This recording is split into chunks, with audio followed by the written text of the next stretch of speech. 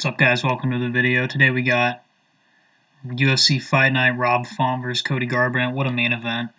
We got some good fights on here as well. David Dvorak, Julian Paiva. We got the Jack Hermansson, Edmund Shahbazian fight. But let's go ahead and get into this, break them all down, give you my predictions. And, yeah. First fight, we got Damir Ismagulov versus Rafael Alves. This fight, Rafael Alves was that guy who missed weight by 12 pounds in his last fight, so they're kind of giving him a very, very tough matchup here. Damir Ismagulov 22-1 with 9 TKOs, 1 loss by decision. In his amateur career, he had 3 losses. They were all to grapplers. He's a primary striker for sure. In his 2 recent fights against Thiago Moises and Joel Alvarez, he showed he can easily handle grapplers. Great takedown defense. He landed 5 takedowns in his UFC debut. He was unable to take Thiago Moises down, but Thiago Moises has a great takedown defense. I'd say he has a kickboxing style, good distance management, constantly working off of the counter, beautiful counter striking, high percentage of his strikes landed. Throws in combinations a lot, some pretty good body kicks as well. I'd say his defense is the most impressive part of his game. Always has his guard high, moving in and out, moving his head all the time, really evasive. He has an average output, I would say, could be better. Kind of all depends on how much his opponent's striking into him. Obviously, as a counter striker, he's going to be, kind of matching their strikes a lot of the time. I'd say above average cardio for sure, and 100% takedown defense so far. Rafael Alves making his UFC debut here. 19-9 record, 7 TKOs, 7 submissions. He's a finisher for sure. Coming off of a guillotine choke over a 17-2 opponent on his Dana White Contender Series fight. And like I said earlier, this was a guy who missed weight by 12 pounds, so just really unprofessional. Not sure if, this is going to be a hard weight cut again for him, but yeah, we'll see. Great double leg takedown, pretty good offensive jiu-jitsu, striking's pretty wild, a lot of spinning attacks, a lot of axe kicks, just really, kind of unorthodox, low percentage strikes. Pretty good 1-2 though. 6 of his losses are by submission, and I would say this is more of a low fight IQ thing. He often displays a low fight IQ in a lot of his other fights as well. Cardio is really, really not there either. Usually loses decisions. Comes out really, really hard in the first round, which could have an impact over that. I think Damir Ismagulov will want to come out very cautious. That's when Rafael really comes out there hard and uses really good defensive movement, kind of just get that first round out of the way, move out on angles, counter as he's known to do. And I think he should just be able to pick Rafael apart with his jab, with his body kick, as Rafael slows down naturally. And he does have a 6-inch reach advantage in this fight, which is going to be massive. He's a counter striker anyway, so it's really going to help. And I think Rafael needs a first-round finish here. I don't really think it's as unlikely as the odds say, which is, let's see, this was that. Yeah, wow. Damir Ismagulov minus 675, or 625, 650, 600. I think that's a bit high. I really don't think he should be that big of a favorite, but I think he does win this fight comfortably. Yeah, I'm going to pick Damir by decision. I don't know. I could see a late finish, but I'm going to go by decision for sure. Next fight, we got Yancy Medeiros versus Damir Hadzovic.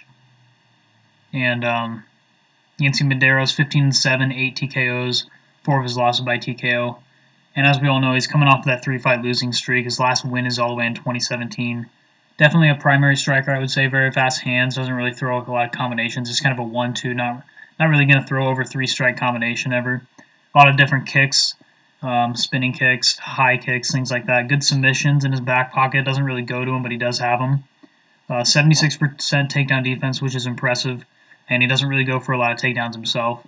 75-inch reach, which is going to be huge. Damir Hadzovic, 13-6, 7 TKOs. 3-4 UFC record, coming off back-to-back losses to Christos Giagos and Renato Moicano. That's high-level competition, but if you're going to be here at this point in your career, you should at least put up a fight against these guys, a better fight than he did. He's a primary striker for sure, has a few submission wins on his record. These guys are pretty much, I'd say they're not mirror images of each other, but they're pretty similar. Has bad takedown defense, though. Been taken down 20 times across 7 of his fights, which is a lot.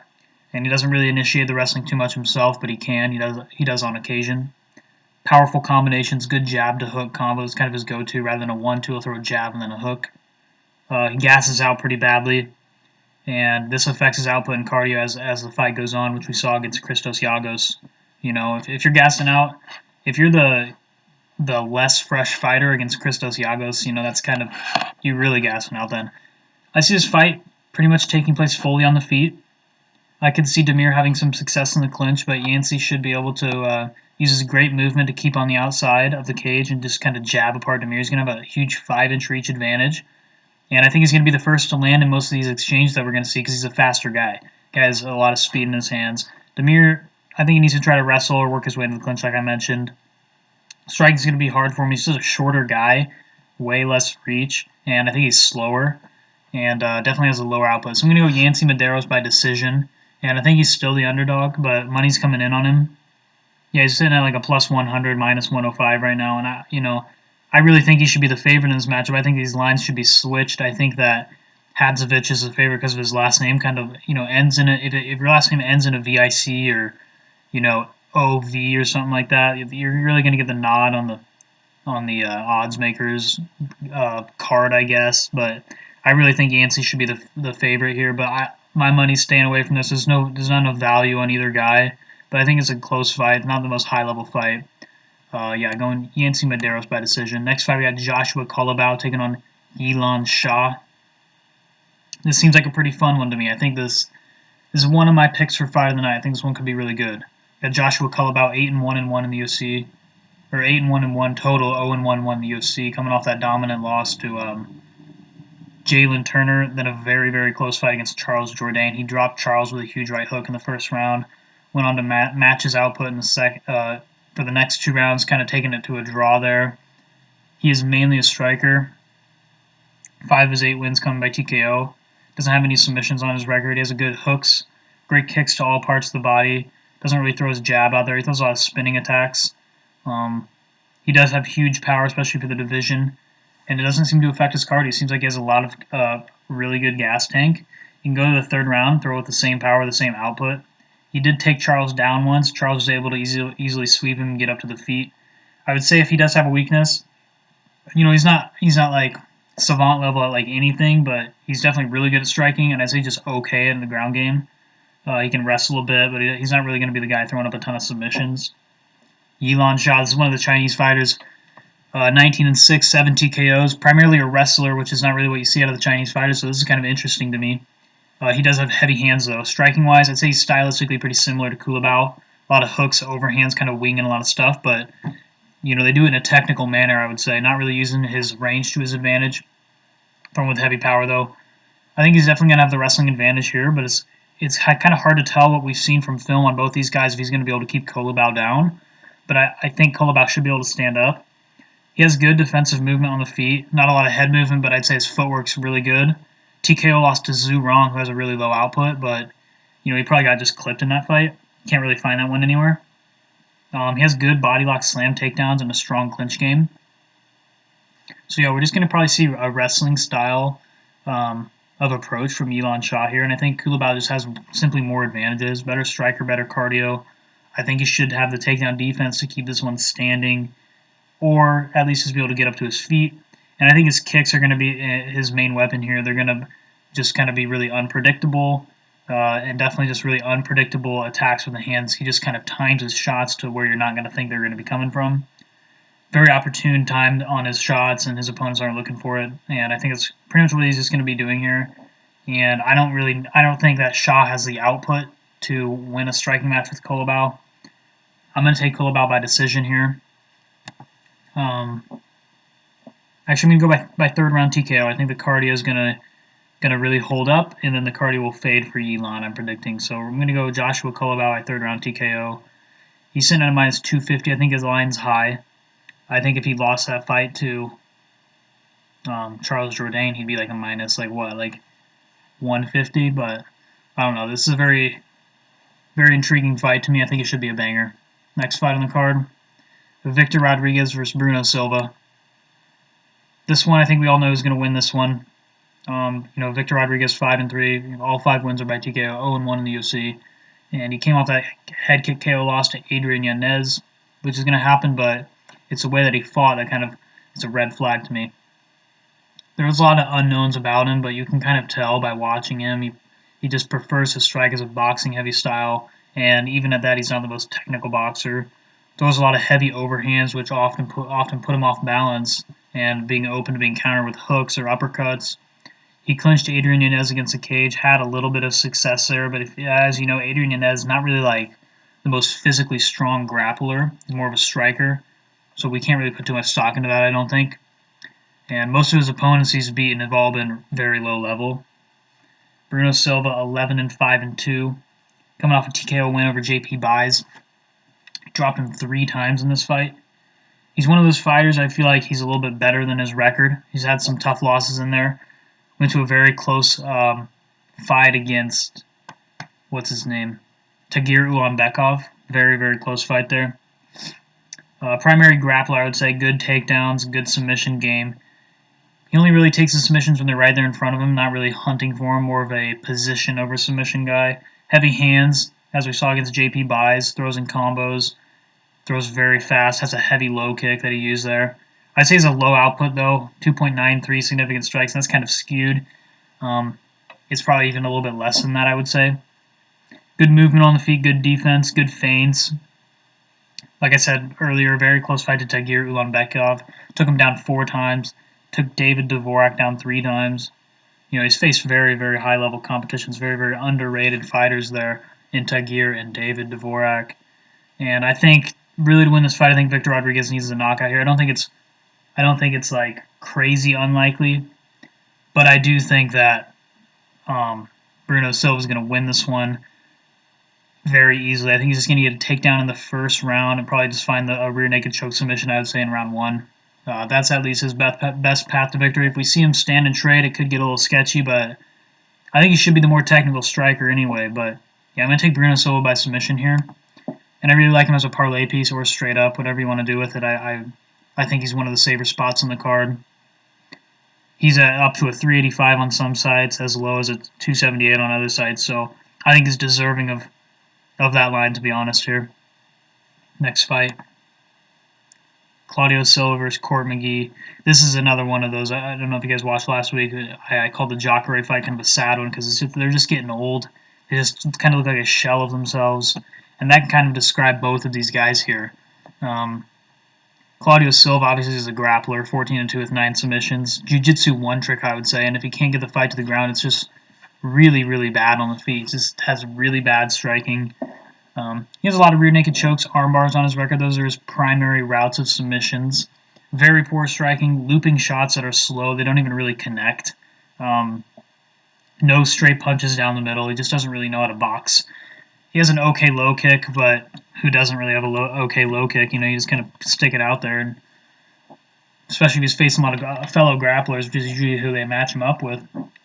He's able to take James Krause down with a double leg, which is pretty good. Normally he gets opponents to the mat by grabbing onto them and just kind of dragging them down, maybe body triangling them, backpacking them, something like that. He has a split decision win over Leon Edwards in 2014, which is very impressive, but that's 2014. That's 7 years ago now, and that's a different Leon Edwards. That's a different Claudio Silva.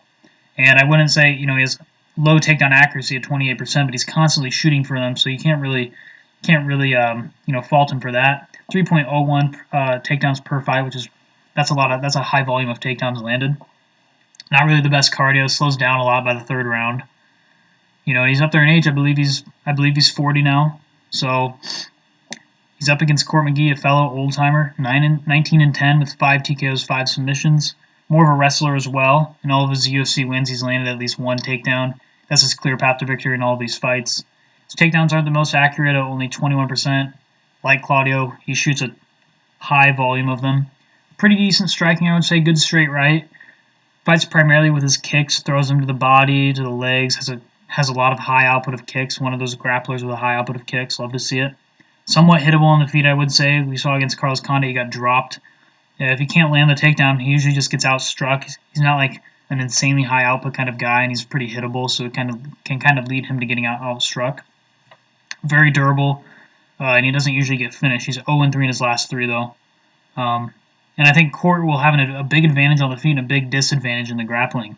And everyone has an advantage over Claudio on the feet, but Court especially will because he's going to throw a high volume of kicks at Claudio's body, invest in the body early, try to get his breath out of him, try to just chip away at him. Claudio does have very heavy top pressure and obviously dangerous submissions, but of course never been submitted, and I don't think Court will be comfortable on the ground here. And I was very, very tempted to pick Court McGee, and if you guys are on Court McGee, I don't think that's a bad spot because you're getting minus 110 odds on him, I believe. But I'm just going to ever so slightly edge Claudio Silva to win this. I just think the grappling is going to be there for him. I don't think he's going to get a submission. I think it's going to be a very close fight. I could see a split decision. Again, it's simple as, it's not a grappler versus striker, but Claudio's style is kind of going to force Court McGee to be the striker here, and it's going to kind of play out that way with those rolls. I'd say Claudio Silva by decision, but not at all confident on this one. Odds are about even everywhere, basically. Some people have Claudio as a slight favorite. I don't really see value in either of these guys, really. I mean, plus odds, but if money moves in, maybe just call on Court McGee, but I don't know. I don't really like that fight. Next fight, Ben Rothwell versus Chris Barnett. This one's either going to be sick, or no, this one's either going to be stupid or comedy gold, I think. I think this fight's going to be pretty funny.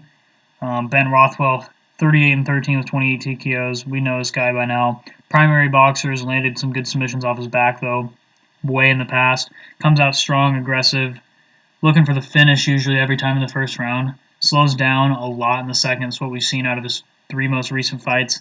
And his opponents are usually able to take over in the second half of the fight. Not a whole lot of kicks, but he does throw hands with speed and combinations. Really good combinations for a heavyweight. Throws an overhand right after his jab for a lot of his combos. It's kind of his go-to. Coming off a loss to Marcin Tybura. And Marcin Tybura, we all kind of know him as a primary grappler, I would say. And he was able to outstrike Ben Rothwell, so it shows how much his output slows as the fight goes on. Doesn't really shoot for takedowns anymore in his career. 39 years old as well, so you got to take that into account. Chris Barnett, 21-6, 16 TKOs. Fought a lot in Road FC, which is the South Korean organization. Has some okay wins on his record, but for the most part, he's fighting cans. Pretty bad cardio, but really not as bad as you would expect by looking at him. He looks like very morbidly obese, but he can kind of push a pace. I shouldn't say push a pace, but he can kind of keep his output up at least in the second and third rounds of fights.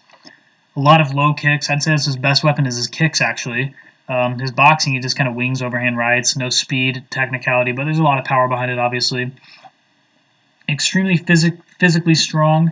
Kind of can do the Derek Lewis where he just stands up from bottom position or reverse the position by doing that. And he doesn't engage in the grappling himself a whole lot. Like I said, this fight can be very interesting or just kind of an embarrassment to the sport. They're going to go out there and swing for each other round 1, I'm predicting, and I think they're both going to gas. I think finding the early knockout is the path to victory for both guys. If not, it's going to be a gross fight in the second and third round. I would like to see Chris Barnett win this. I think that'd be really funny.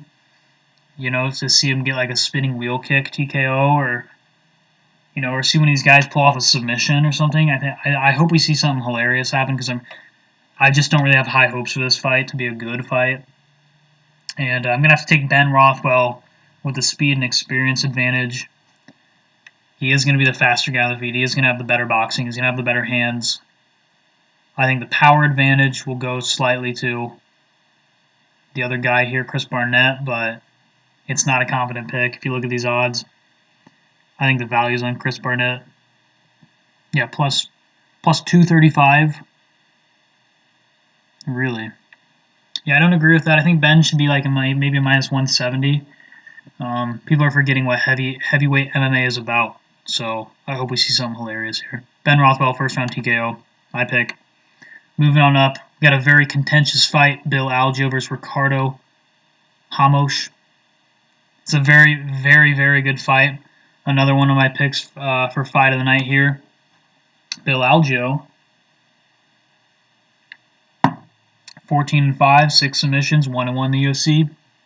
Coming off that impressive win over Spike Carlisle. And has a loss, dominant decision loss to Ricardo Hamosh. Not to Ricardo Hamosh, to Ricardo Lamas. He got pretty much out-wrestled later in the fight. It was a 10-8 round. He was kind of just beating him up on the ground. Really heavy top control. All but one of his losses are to UFC caliber of opponents, so you can't really be mad there. and a lot of them are in the UFC now. I think he has one to Shane Burgos, I believe, if I'm remembering correctly. And all of his losses are due to grappling. He can tend to get out-wrestled, controlled, or submitted on the ground. Ground is also where he's the most comfortable, so it's kind of a double-edged sword, I guess you could call it. It's kind of like, well, you got to go to the ground to get your best abilities. You're also going to go to the ground to give your opponents their best shot oftentimes. He's good at getting submissions, getting out of submissions, rather. Spike Carla had him in I believe it was a bulldog choke, and it was deep, and it was at such an odd angle, but I thought he was going to pass out. He just kind of, stayed calm, controlled the hands, got out of there eventually. Pretty unpredictable on the feet. I kind of like his striking style. Keeps his hands down most of the time, though. Throws the same combo, jab to cross to left hook. You see this three-punch combo from him in every single one of his fights. And a head kick. He throws that head kick often as well. So that combo is kind of predictable, but his kicks are the unpredictable part. He kind of throws them randomly, and they're actually really good kicks. Outside of this, doesn't really vary up his strikes as much as you like to see, but I'd say good kicking game in general.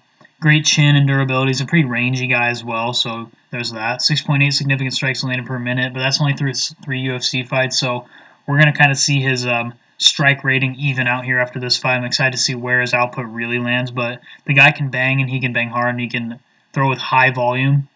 Ricardo Hamosh, 14-3 with 7 submissions, coming off that TKO loss to Lerone Murphy and Saeed Nurmagomedov.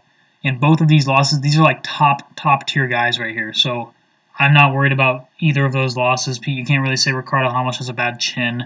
These are high-level guys. He's a jiu-jitsu style fighter. He likes to get the fight there by working for double leg takedowns usually. 3 rear naked chokes on his fight. He's very physically strong. He picked up Journey Newsom, slammed him down multiple times in the 3rd round, which shows that, there's not a lot of muscular fatigue there. He's just kind of throwing people around late. Very good defensively on the feet from what we've seen for the most part. Mixes up the strikes, has a very flashy style. A lot of step-in elbows, which is kind of the theme on this card. We're going to see some more fighters here step-in elbows. Spinning elbows, spinning back kicks. For kind of his just orthodox strikes, extremely fast jab, extremely fast 1-2. And a lot of these strikes, these flashy strikes, he actually lands a lot of them, and he has a spinning back elbow KO over Ayman Zahabi. I think Bill actually should have the slight advantage on the feet here, and I think Ricardo will have a slight advantage on the ground. It might be a little bit more than a slight advantage on the ground due to, Bill's past with struggling with grapplers, but both guys have great takedown defense, but the path to victory to beat them has both been laid out before. To beat Bill, Ricardo's going to have to wrestle, work the clinch, right, and probably get this one to the ground.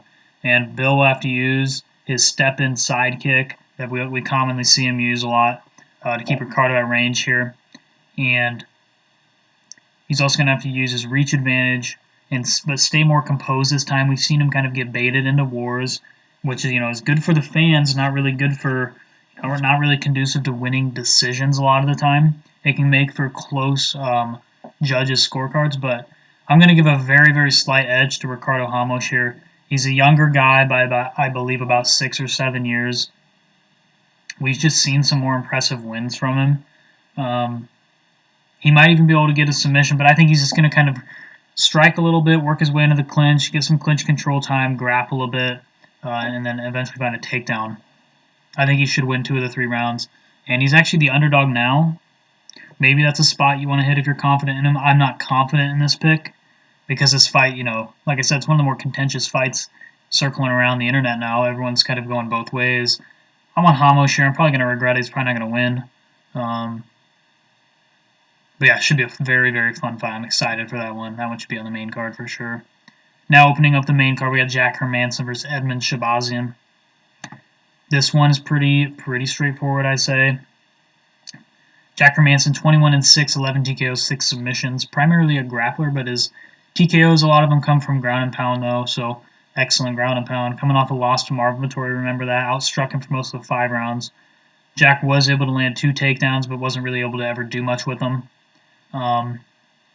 He's not really great at striking. I know I kind of probably have an unpopular opinion there, but everything I've seen from him isn't really that technical or calculated.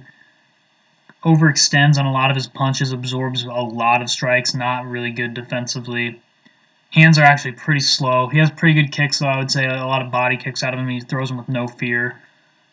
Very sideways stance. I'd say that actually kind of helps him more. He's very light on his feet. High output, 5.03 significant strikes landed per minute. A UD win over Jacare, where he landed 3 takedowns, outstruck him by 58 strikes. So he got his output going there. 34% takedown accuracy. Not the best takedown accuracy, but he has a high output at takedowns, 1.96 per 15 minutes. Edmund Shahbazian, 11-1, 9 TKOs, coming off a TKO loss to Derek Brunson. All of his fights have ended in the first round except for the Derek Brunson fight and the Darren Stewart fight. Striking is pretty reckless, but he likes to move, pressure his opponents back. Huge power, probably some of the best power in the division, in my opinion. And his body kicks are amazing. We're going to see a lot of body kicks in this fight. He has a really good right hook. Just throws everything with power, basically. He doesn't fight really well when being pushed back. Brunson was able to apply pressure and get Shahbazian off balance and land huge shots, huge takedowns on him. And this was also the case in the Stewart fight, which ended up going to a split decision. And Darren Stewart had a wrestling-heavy approach against Edmund, so we got to take that into consideration as well. He has pretty good wrestling himself. His opponents are usually able to get up, so he doesn't really have the best top control. And he's more likely to hunt for ground and pound rather than submissions, though. And he was taken down 4 times by Brunson. He has a moderate output of 3.85 significant strikes landed per minute. I would say that's more of his accuracy, just not being the best. And I think Hermansson's actually going to have to take kind of a sketchy game plan here, a sketchy approach. He's going to have to be pressuring Shahbazian to the cage because Shahbazian is really, really good moving forward. You're going to notice a lot of his TKOs are when he has his opponents pressed up against the cage. He's going to have to stay off the fence, take the center, and even push Shahbazian back to the other side of the cage. And I think Shahbazian could have success here for sure by finding that KO in the first. We've seen Hermansson finished early on before. But if Edmund has patched those cardio holes, which as you guys know by now, cardio is really not one of those things you can just patch. Cardio is, it's not fully genetic, but a lot of it is genetic. And, you see guys like Zabit Magomedsharipov running up in the mountains at however many feet elevation where the air is thin, and he still has bad cardio. So I don't know if he can really patch those holes here. I think he could if he takes this one really slow. I'm going to say something that's kind of controversial here. I think he could just pick Hermansson apart for 3 rounds if he's composed and if he fixes the cardio. And if he takes it slower. He has the better striking, and Hermansson has little to no striking defense a lot of the time. But I feel like we saw Darren Stewart take him down so many times. We saw Derek Brunson take him down so many times. I think Hermansson should be able to find the takedowns here. I think he's going to survive the first round barrage. And I'd say he loses the first round, and I think what's going to happen is Edmund is going to gas again in the third, and we're going to see Jack Hermansson get a 3rd round TKO by ground and pound. And the line here, I definitely see this line for sure. It's somewhat of a close fight, but I'm going to give a 70% confident pick on Jack Hermansson here. What an interesting fight, though. Big step up for Edmund Shahbazian, and kind of says a lot in the division, I would say. This is a very, very much a needle mover in terms of the division here. But I'm going to go with Jack Hermansson by 3rd round TKO. Moving on up, we have my second favorite fight on the card. Finally, a flyweight fight. We haven't seen one for a while. David Dvorak versus Raulian Paiva. This is an absolutely amazing fight. We got 2 strikers here. This should be a banger. David Dvorak, 19-3, 8 TKOs, 7 submissions, so a definite finisher. 2-0 in the UFC with the decision wins over Bruno Silva and Jordan Espinoza. He's on a 15-fight win streak in total. Primary striker. This is where he plans to keep the fight most of the time. Excellent low kicks. This is his main weapon. We saw him land at least 30 or more of them against Jordan Espinoza and had his leg very, very compromised by round 3. And Bruno Silva was able to take him down 2 times, but he got up after every single one of them. Didn't let him get really more than 2 minutes of control time between all 3 of these takedowns. 4.5 significant strikes per minute. Excellent boxing combinations. And I'd say the best part of his game is his defense. Great in and out movement, always has his hands up, always checking leg kicks constantly. And I forgot to mention here, his speed is going to be a key role in this fight, in my opinion.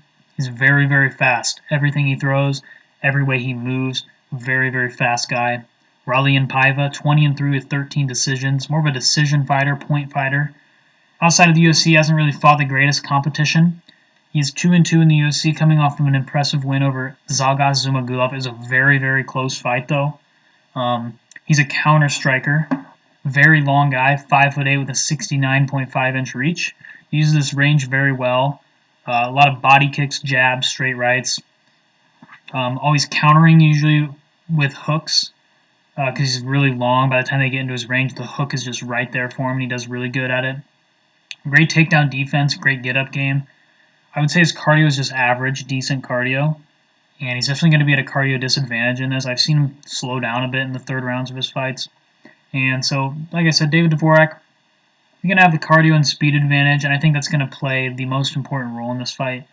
For Paiva's path to victory, I think he just needs to be ready to fire his straight right whenever Dvorak is leg kicking. As you guys know, the perfect counter to a leg kick is a straight right. They're not really looking for it, they're not really expecting it, and it puts them off balance because their leg's already up in the air.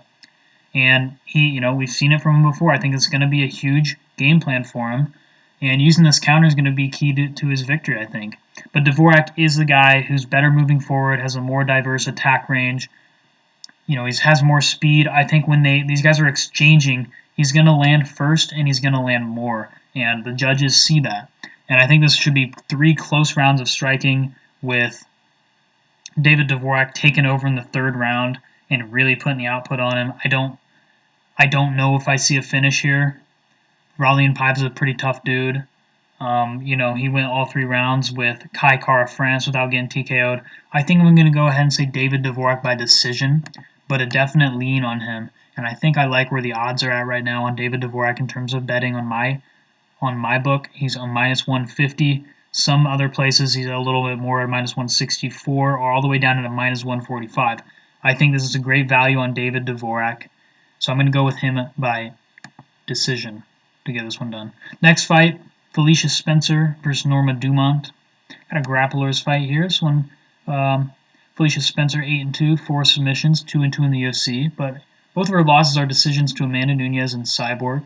They were both not able to finish her, which shows incredible toughness. Primary grappler, path to victory is getting the fight to the mat, obviously, usually through the clinch. She has very, very strong clinch. She even held Cyborg here for a while, which we obviously know Cyborg, may be juiced to the gills quite a bit, but she was able to just hold her there. Then typically from here she goes for trip takedowns. Very strong jiu-jitsu game, fishing for submissions a lot of the time.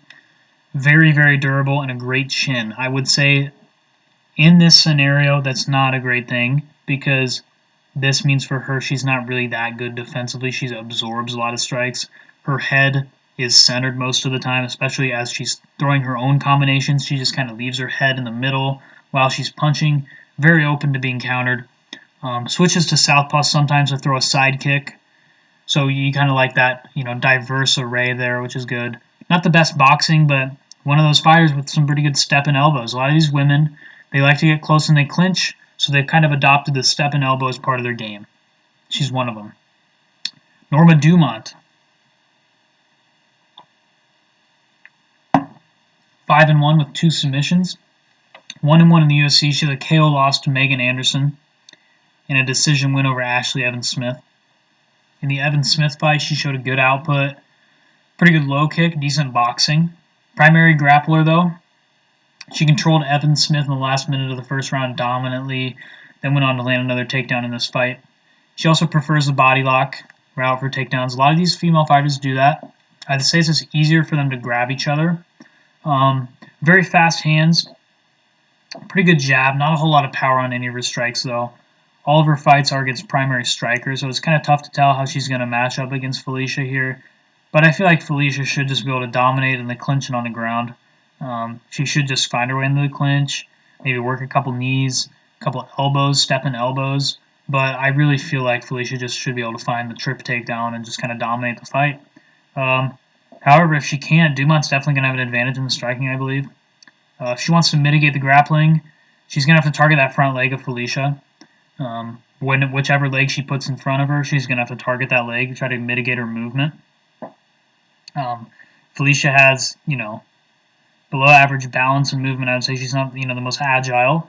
So it's going to be a good path to victory for Dumont, but Felicia's definitely going to want to close in, use her step and elbows, engage in the clinch, get the takedowns. I think we know where this one's kind of going.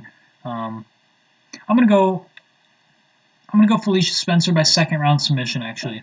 I was going to go with her by decision, which is probably a bit more likely, but I'm just getting a feeling here. I'm going to go with Felicia Spencer by second round submission due to an arm triangle. And she's sitting at a minus 145 right now. It could be a close fight. I honestly kind of like that value, but maybe you're on Norma Dumont. Maybe you like that plus 120, that plus 135 on Norma. Personally, I just think Felicia's better. I just really do. She should get this one to the ground and wrestle, probably. Felicia Spencer, second round submission. Moving on up. Justin Tafa versus Jared Vanderaa. So Justin Tafa, 4-2, 4 TKOs, 1-2 in the UFC. He impressed me a lot against Carlos Felipe. Very close decision. Some people thought he won that fight. This was an incredibly close fight. Primarily a kickboxer, and we really don't know anything about his grappling. He's only faced other kickboxers, and we've never seen him use his grappling at all. He outstruck Felipe by 9 strikes, but still lost the decision. His cardio is good for a heavyweight for sure. Pushed the pace till the end of the fight, till the end of the third round there. I would say he has poor defense. He's pretty fine with just standing there and trading punches. He doesn't really care. Huge power. Really good technical for a heavyweight. A lot of low kicks, a lot of body kicks, and a nice fast jab. Pretty good striker all around the board. 5.33 significant strikes per minute in 3 UFC fights. Jared Vanderaa, a guy who's kind of been disappointing to some UFC fans. I could have warned you. Just go watch his Contender Series fight. He struggled against Harry Hunsucker.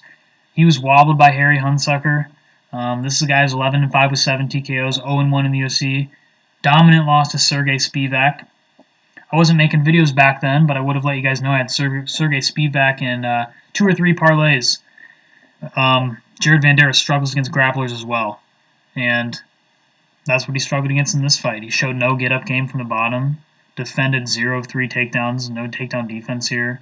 He was getting beat by Harry Hunsucker, like I mentioned, with huge shots. Came back. He does hit very hard. I will give him that. And he's very tough. He's very durable. Often swings pretty wild. Not the most technicality in his striking either. Very well-rounded fighter offensively. I'd say his wrestling's not the best. But earlier in his career, he has shown some decent wrestling, I would say. And that's definitely going to be his path to victory here. Justin Tafa, he's going to have a striking advantage. But I don't think it's impossible for Jared to have some success on the feet with his striking of his own. I think he hits pretty dang hard, and he's got a good hook. Maybe he's going to catch Justin with it a few times, but he should probably just try to get this fight to the ground. He's going to have an advantage there for sure. We don't really know about Tafa's ground game at all, but I don't know if Jared has the wrestling to get the fight there. I don't know if he does. Yeah, I think Justin should be able to just keep this one standing, jab him apart, leg kick him apart, and I know for a fact Justin has a better cardio. I'm going to go by third round TKO Justin Tafa to get the win here. Pretty dang confidently. I'm not impressed with Jared Vanderaa, and I am impressed with Justin Tafa in his most recent fight. However, this is heavyweight MMA. Be careful with this one. Maybe a parlay piece there, maybe straight up. But Justin Tafa is going to be the play, for sure. Next fight, we got, and this one's probably for a title shot, right? This is probably a title eliminator here. So we got Xiaonan Yan versus Carla Esparza. And this is a textbook example of a grappler versus striker matchup. Yan is 13-1 with 5 TKOs, 3-0 in the UFC, coming off that decision win over Claudia Gadelha. She's a striker, uses her jab very effectively, likes to mainly box, but she does have some occasional low kicks, very, very fast hands, but not a lot of power behind them, but an extremely high output on the feet. She showed that she can be controlled on the ground, taken down against Claudia, but She has a pretty good get-up game, I would say. She got right back up. Doesn't really initiate the grappling a whole lot. She has a fight against Carolina where she did land 5 takedowns. Decent defensive clinch work. She reversed position on the cage against Claudia. Very impressive cardio. Actually sped up the output in the 3rd round against Claudia, which in my opinion won her that fight. Good elbows and activity in general from bottom position. She likes cutting people up, winning the round from bottom position with her elbows. Very impressive. Carla Esparza, on the other hand, 17-6, 4 submissions. She's a decision fighter primarily. Coming off of all very close fights, I would say 2 split decisions over Michelle Waterson and Marina Rodriguez. These are obviously very high-level opponents, and you cannot say the same about Yan Xiaonan. She has wins over Angela Hill, Claudia Gadelha, Karolina Kowalkiewicz, which these are okay level opponents. I'd say they're a step down from the opponents that Carla has been facing. She's a wrestler for sure, 3.44 takedowns per 15 minutes, and she mostly goes for a lot of single legs. She does occasional work in the clinch, looking for body locks, but a lot of singles and doubles. Just a classic wrestler. She likes to sit in her opponent's guard and land ground and pound, secure control time there. Not excellent on the feet, very slow, labored-looking strikes. Commonly throws a 1-2, but it's not very accurate, it's not very fast, and she doesn't have a lot of different strikes at her disposal. Her cardio tends to fade by the end of the 2nd round in most of her fights, which this is kind of why she goes to split decisions. Her opponents win the second half of the fight, she wins the first half, so, who are the judges going to go? Kind of split it both ways. Like I mentioned, classic striker versus grappler matchup. We've seen Carla beat strikers, and we've seen Yan beat a grappler. But Carla definitely needs this one on the ground, or else she's going to get jabbed apart on the feet. And I think Yan needs this one standing. Like I said, she does have good work from the bottom, but Carla's a high-level wrestler. And ultimately, I think Yan's output will just be too much on the feet, and I think it will be enough to secure the decision here. But I don't really see a scenario where this fight plays out in a way where Carla doesn't land at least a few takedowns, and I could see this one being very, very close. I don't think it's one of those fights where people always say, I don't know who's going to win this, but whoever does is going to look like a minus 400 favorite. I don't believe that that's the case here. I believe that this one's extremely close. I believe this could be a pick'em. I'm going to take the little bit younger fighter in Yan Xiaonan to get this one done. She's at a minus 130 right now. Carla's at a plus 110. Maybe you like the Carla Esparza by decision prop, because that's probably going to get you higher odds. Let's see if we can find this here. It's not out yet, but I'd imagine it'd be like like plus 150 or plus 170 or something. So that's probably a good place to go here. I don't really see a finish on either side, but I'm taking Yan Xiaonan by decision here. Moving on up, my favorite fight on the card. Such an intriguing one, by the way. And I think I do have a pretty good read on this. I could be wrong, but I'm pretty confident in my pick. Took about 2 to 3 hours to analyze this one, watch a ton of film, just kind of think of possible scenarios, but very close fight though. Rob Font versus Cody Garbrandt. Rob Font 18-4 with 8 TKOs, coming off that TKO win over Marlon Moraes. And before this, a unanimous decision win over Ricky Simone.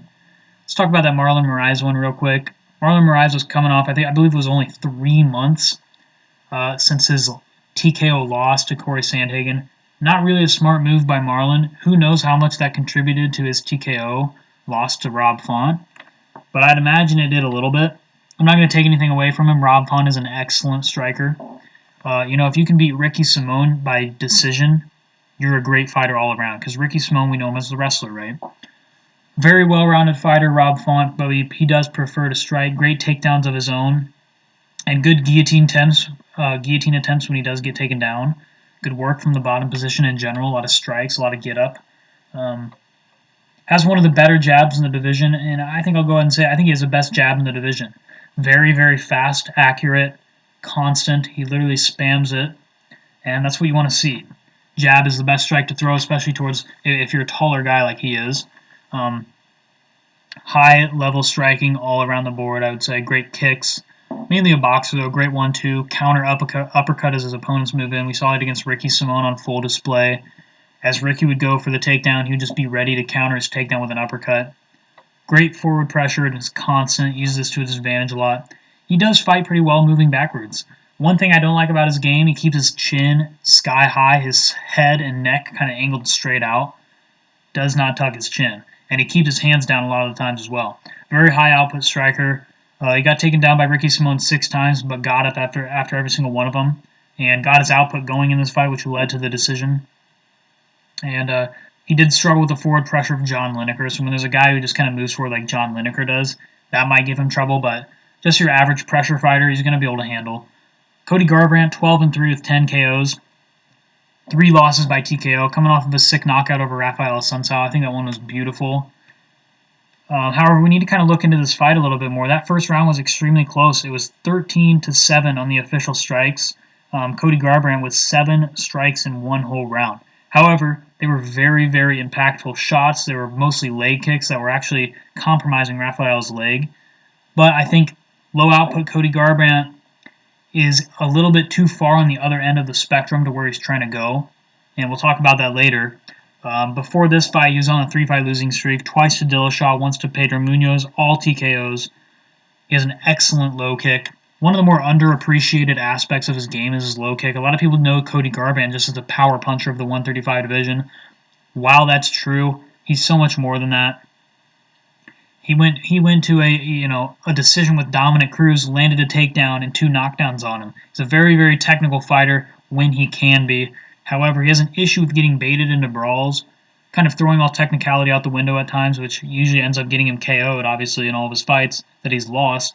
And then here we go, the very low output to Rafael Assunção until he landed the big shot. It was a close fight. He was starting to pick up the output in the second, but not all judges are going to see that. Some judges will take a jab over a low kick, even if the low kick's more impactful. They'll be like, oh, well, he punched him in the face. It's like, no, we're going off impact here, but not all judges understand this. And in this fight, I don't think Cody necessarily needs the knockout to win this one, but I think it'd be a higher probability of him winning by getting the knockout. And here's his path to victory right here. He needs to find some middle ground between him in the Pedro Munoz fight and him in the Rafael Assunção fight. If he can find some middle ground in here, preferably more towards the Rafael Assunção fight with a higher output, he can definitely, I think he can beat any bantamweight. He's a great fighter, but I feel like if he comes in here with a low output, Rob's just going to double or triple his output over 3 to 5 rounds before he gets the TKO. And if he comes out here trying to brawl, he may have success because Rob keeps his chin sky high. And I don't think he should take that risk. I don't think Cody should try to brawl. I think Cody should try to use his leg kicks early. And Rob should try to apply the forward pressure to get Cody moving backwards. And I think the ultimate kind of, the epitome of this fight, rather, is Cody going to be able to get the output going? If he's not, Rob should be able to pick him apart with his jab, with his straight right, with his body kicks. If he is, I think Cody could put on an amazing performance here. However, I don't think we can trust Cody Garbrandt because the last 4 fights we've seen of him have not been the fighter that we used to know. The 3 TKOs and then the very, very low output to Rafael Assunção. I don't think he's going to knock Rob Font out in the way that he did against Assunção. I think if you're going to finish Rob Font and you're Cody Garbrandt, you're going to have to be putting the output on him. I don't think Rob Font's going to fall for this. I think Rob Font's too elite. I think he's too high level of a striker. I don't really see any takedowns in this fight. I'm going to have to go with Rob Font by 3rd round TKO. However, I'm going to be rooting for Cody. I'm somewhat of a Cody Garbrandt fan, to be honest. I don't know why. I kind of like the guy. But yeah, ultimately I think it's output versus power. And I'm going to take output. And I think the output's just going to weigh on Cody the whole fight. And I think he's going to get TKO'd eventually. But I'm rooting for him. The odds are kind of moving in Cody's favor, actually, which is understandable. I think it's a very close fight. And when I said I had a good read on this fight, I didn't mean I have a good read on the winner. I'd say I have a good read on whichever way both of these guys are going to win. And I think I kind of know what to expect in this fight. We could get a finish. I don't think we're going to get a decision, but we get a finish from either one of these guys, and it's going to be output versus power. And Cody's probably going to utilize the leg kick a lot. But great fight here. Real quick, just to wrap up, we'll run through every single fight and who I have winning. First fight, I have Damir Ismagulov by decision. Could be a third-round TKO, though. Yancy Medeiros decision. Joshua Culibao by third-round TKO. Bruno Silva by first-round submission. Claudio Silva by decision. Ben Rothwell by first-round TKO. Ricardo Hamosh by decision. Jack Hermansson by third-round TKO. David Dvorak by decision. Felicia Spencer by second-round submission. Justin Tafa by second-round TKO. Xiaonan Yan by decision. And Rob Font by third-round TKO. We got an excellent card here. I'm looking forward to it. Peace.